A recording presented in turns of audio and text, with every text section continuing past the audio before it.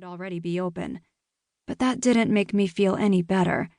I didn't like to be late, especially on a day like today, when we were to finally have Wi-Fi connectivity for our customers. It was a big day for us.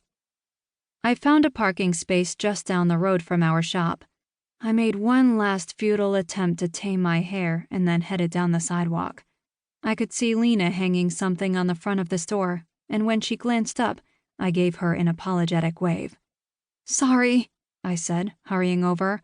"My alarm didn't go off." A little white lie never hurt anyone. "It's cool." Lena gave me a crooked smile. A fresh scrape on her chin told me she'd crashed her skateboard again.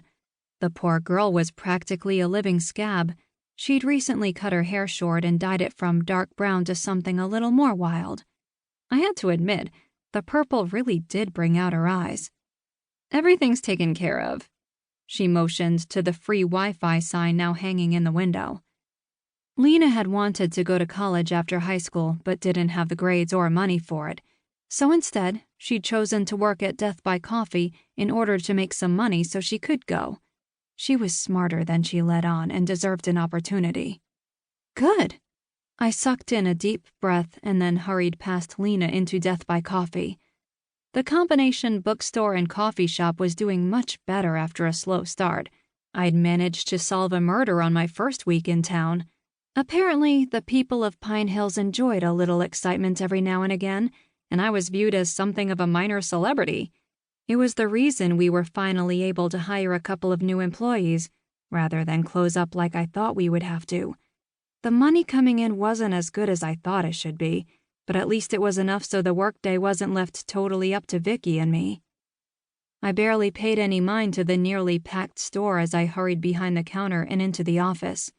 My apron was hanging from a hook just inside the door. I grabbed it, threw it on around my neck, and then headed out to face the world. Vicky was busy ringing up a book order upstairs. She gave me a quick wave before turning back to the customer, dazzling him with her $1,000,000 smile. She really should have been an actress, something her parents had pressed on her since she was little, but she'd chosen the life of a store owner instead. She was wearing shorts today, showing off those legs of hers. I sighed and turned away, feeling even worse about myself than I had before, and found myself looking right into my dad's smiling face. Something akin to, "Gah!" garbled its way out of my mouth. My hand went reflexively to my hair to smooth it down as I staggered back a couple of steps. I was about to start babbling explanations to my appearance and late arrival when I noticed Dad's body was shiny and decidedly flat.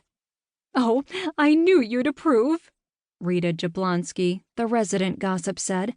She stepped around what was apparently a life-sized cardboard cutout of my dad. "Approve of what?" My heart slowed down from its rapid pounding as I leaned on the counter.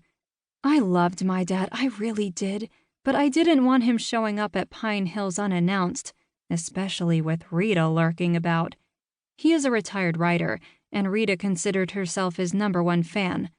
I didn't want her to go all misery on him. Rita patted the fake James Hancock on the shoulder. "Of having him as your store mascot." She just about swooned. "I hate not having him in my bedroom looking out for me at night, but I think he belongs here, don't you?" "He was in your bedroom?" "Of course, dear." She giggled in a way that made my stomach do a flip. It sounded bubbly, lustful, and just a little crazy. I so didn't want to think about what she did with the cardboard cutout. I was lying there this morning looking at him when I realized how fitting it would be to bring him in here. I mean, the store is named after one of his books, right? This is where he belongs, at least for a little while. I'll want him back eventually. She whispered it almost conspiratorially before going back to her normal shout. With us having the book club meetings here and reading one of his books, it just made sense. Wait, what? My mind was unsuccessfully trying to catch up. I was still stuck on the fact that she kept him in her bedroom. I mean, ew. What book club? And where had she gotten a cardboard cutout of my dad? I didn't even know such a thing existed. Rita